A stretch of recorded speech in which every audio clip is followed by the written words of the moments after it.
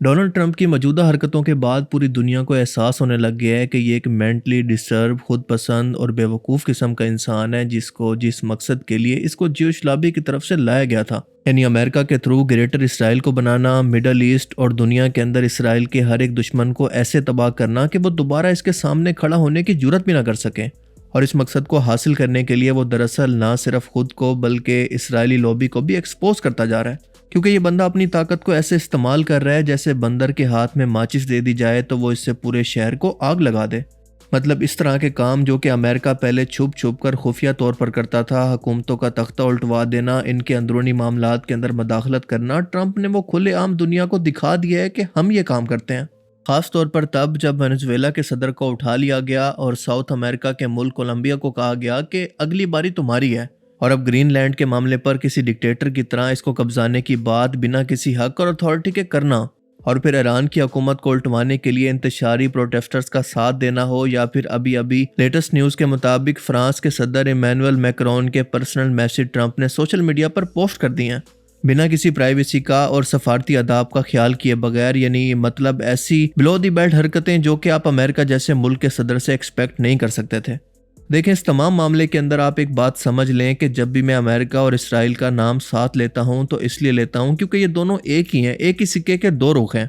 America को बनाने वाले, इसको चलाने वाले दरअसल ज्यूज हैं, यानी ज़ायनिस्ट लॉबी, और अमेरिका की ताकत से इन्होंने ग्रेटर इसराइल को हासिल करना है।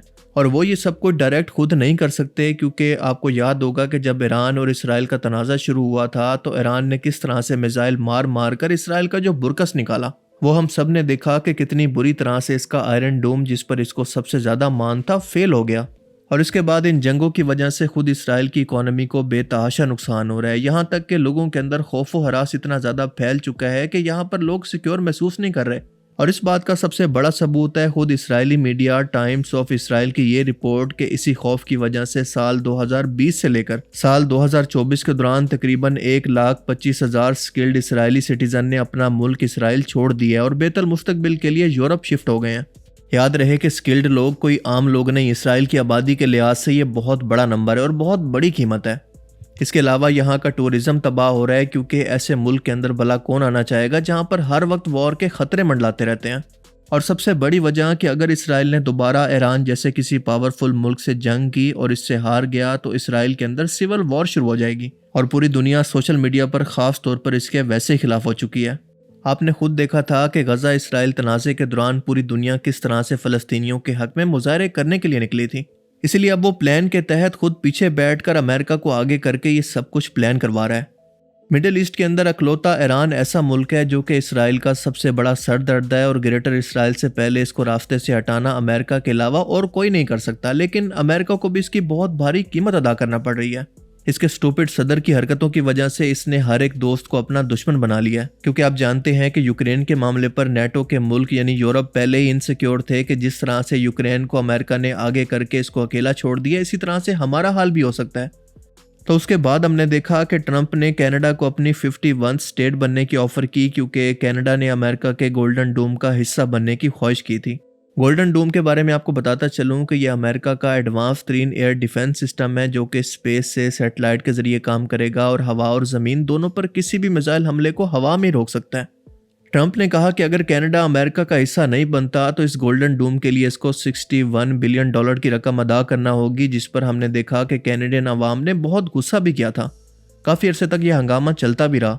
और अब ग्रीनलैंड के मामले पर पूरा यूरोप ही तकरीबन अमेरिका के खिलाफ हो गया है, क्योंकि France, Germany, UK, Sweden, Norway, Netherland ने तो अलामती तौर पर अपना एक एक फौजी भी ग्रीनलैंड में हाल ही में उतार दिया है कि अगर कोई ऐसा हमला हुआ तो हम मिलकर अपना डिफेंस करेंगे। और दूसरा, जब ट्रंप का दिल करता है किसी भी मुल्क पर टैरिफ लगा देता है। और इसी वजह से हमने देखा कि कनाडा ने हाल ही में अमेरिकन ब्लॉक को छोड़कर रशियन और चाइना के ब्लॉक को ज्वाइन करना शुरू कर दिया है, क्योंकि हाल ही में Canadian prime minister mark canary और चाइनीज सदर जी जिनपिंग की मुलाकात हुई है, जिसके अंदर दोनों ने एक दूसरे पर लगाए गए टैरिफ को ना होने के बराबर कर दिया है।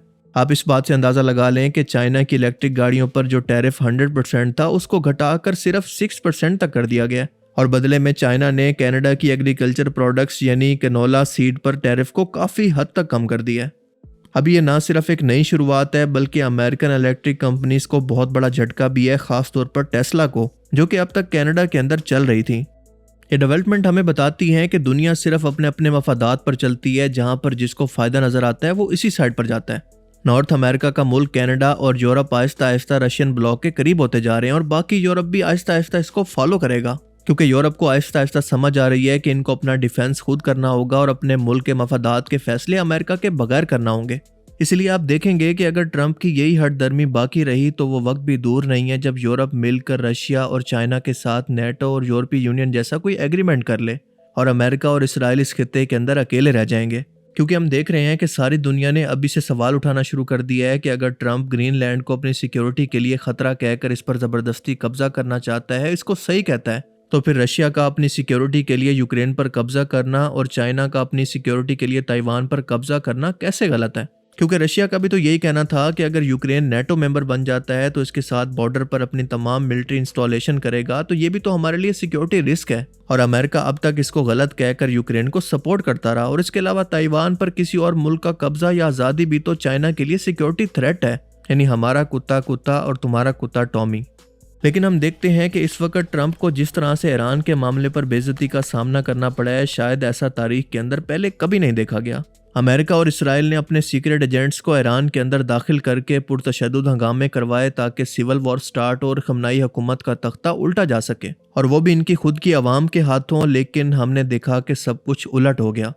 दरअसल मामला ये था कि ईरान की खुफिया एजेंसी के हाथ CIA के और मोसाद के एजेंट्स की लिस्ट लगी जो कि 5000 के करीब थे और इस हंगामे के अंदर तोड़ फोड़ के अंदर शामिल थे।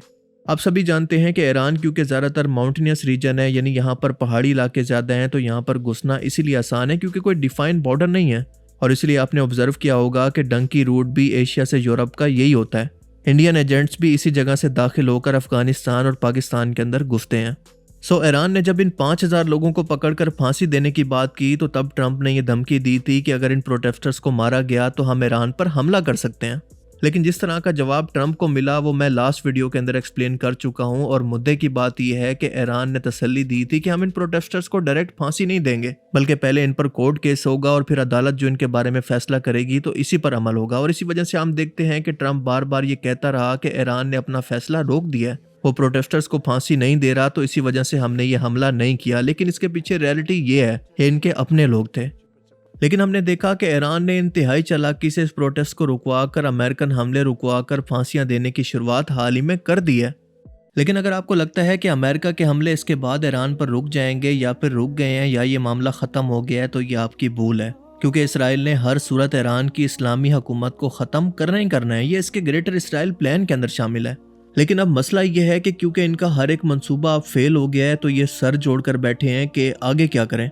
ये मंसूबे बना रहे हैं, कोई रास्ता ढूंढने की कोशिश कर रहे हैं कि किस तरह से ईरान की रजीम को कमज़ोर किया जा सके, कोई सिरा तलाश करने की कोशिश कर रहे हैं। और आप देखेंगे कि इसी वजह से ये लोग एक बार फिर से हमला करेंगे और ट्रंप बाज नहीं आएगा, क्योंकि हकीकत ये है कि ईरान से इनको मसला ना एटॉमिक बॉम्ब से है, ना महंगाई का कोई खौफ है, ना हुकूमत से इनको कोई मसला है, बल्कि इनको मसला है इस्लामी निज़ाम से। क्योंकि ईरान वो मुल्क है जहाँ पर इस्लामी हुकूमत कायम है। और ये लड़ाई ईरान, पाकिस्तान और इसराइल, अमेरिका की नहीं है, बल्कि इस्लाम और कुफ्र की लड़ाई है। ये आप लोग हैं जो अपने आप को सुन्नी, शिया, वहाबी, देवबंदी की नज़र से देखते हैं, लेकिन वो लोग आपको सिर्फ मुसलमान की नज़र से देखते हैं। और हर मुसलमान को इनको ख़त्म करना है, क्योंकि ईरान के बाद पाकिस्तान की बारी है। अल्लाह ताला ने हर बार इनके खिलाफ मुसलमानों की मदद की है। इसराइल ने इंडिया के साथ मिलकर पाकिस्तान पर हमला किया तो पाकिस्तान ने इंडिया के 6 जहाज़ गिरा दिए और इनके एडवांस 3 ड्रोन जो कि इसराइल से आए थे उनको भी गिरा दिया। फिर हमने देखा कि जिस तरह से इसराइल ने ईरान पर हमला किया तो जवाब में ईरान ने जिस तरह से मिसाइल दागे तो इसके आयरन डूम की ऐसी तैसी पेर कर रख दी। और अब जब हाल ही में रिजीम चेंज की कोशिश की गई तो कोई सोच भी नहीं सकता था कि इतने बड़े लेवल पर बढ़ते हुए हंगामों को इस तरह से रोका भी जा सकता है। लेकिन अल्लाह की गैबी मदद यहाँ पर भी आई और अवाम ने बाहर निकलकर खमनाई हुकूमत के हक के अंदर नारे लगाकर पूरी दुनिया को ये पैगाम दिया कि हम सब एक हैं। ज़ोयनिस्ट को दरअसल ईरान नहीं चाहिए, बल्कि वो इस दुनिया से इस्लामी हुकूमत का खात्मा करना चाहते हैं, क्योंकि ये लोग जो शैतान का निज़ाम चाहते हैं, इस निज़ाम के अंदर रुकावट, सबसे बड़ी रुकावट इस्लामी निज़ाम है। फिर चाहे वो इस्लामी निज़ाम ईरान के अंदर हो, पाकिस्तान के अंदर या फिर तुर्की या सऊदी अरेबिया जैसे मुल्कों के अंदर। ईरान का निज़ाम और इसका माइंडसेट इस्लामिक हो चुका है, क्योंकि अगर ये डेमोक्रेटिक कंट्री होता तो इसका निज़ाम कब से तबाह किया जा चुका होता। लेकिन हकीकत यह है कि यहाँ पर खिलाफत जैसा निज़ाम है। इनका शिया इमाम खुमैनी है, जिसके नीचे ये सब लोग इलेक्ट होकर आते हैं और ईरान की आवाम भी इससे खुश है। ईरान में जो ये महंगाई है, जो इन्फ्लेशन है, इसकी सबसे बड़ी वजह खुद अमेरिका है, जिसने ईरान पर पाबंदियां लगाकर इसको इस हाल के अंदर पहुंचाया। ये सब कुछ प्री प्लान था। ईरान की इस्लामिक रजीम को उलटकर इसको सेकुलर बनाना इनका मकसद था, और अगर ईरान गिर गया तो यकीन करें कि कोई भी नहीं बचेगा। यही इनका तरीकाकार है, यानी डिवाइड एंड रूल। इसलिए ये वक्त है एक होने का। फिरका वारियत को बुलाकर हमें एक होना पड़ेगा, क्योंकि आप देखेंगे कि इस बंदे के बयान रोज बदलेंगे, क्योंकि इसका एजेंडा और हुकूमत में आने का एक मकसद है जो कि इसने हर सूरत पूरा करना है, यानी ग्रेटर इसराइल को बनाने के अंदर मदद करना। लेकिन हम लोगों को शिया सुन्नी नहीं बल्कि उम्मत बनकर एक होकर इनको जवाब देना है। हम एक वाहिद उम्मत है, एक जिस्म एक जान है। जिस तरह से जिस्म के एक हिस्से के अंदर तकलीफ हो तो पूरा जिस्म बेचैन हो जाता है। ये बंदा दुनिया को तेजी से वर्ल्ड वॉर की तरफ धकेल रहा है, क्योंकि लास्ट वीडियो के अंदर मैंने आपको बताया था कि इसकी तैयारियां कितने जोरों शोर से चल रही हैं। दूसरी तरफ हम देखते हैं कि दुनिया दो ब्लॉक्स के अंदर डिवाइड हो रही है, यानी मुसलमानों का भी नेटो बनना शुरू हो चुका है। और अभी तक की इतलात के मुताबिक 16 चाइनीज मिलिट्री कार्गो प्लेन अभी कुछ देर पहले ईरान के अंदर लैंड हुए हैं, जिसका मतलब है कि ईरान ने भी बहुत बड़े लेवल पर मिलिट्री तैयारियां शुरू कर दी हैं जंग से पहले। सो हम चाहे खुद को जितनी भी तसल्लियां देते रहे, हकीकत यह है कि कुर्बे क़यामत का वक्त इंतहाई करीब होता जा रहा है। बस हम लोगों को ये डिसाइड करना है कि हम किसकी साइड पर हैं, रहमान की साइड पर या फिर शैतान की साइड पर। अल्लाह ताला से दुआ है कि वो हमें समझने की और नेक अमल करने की तौफीक अता फरमाए। आमीन।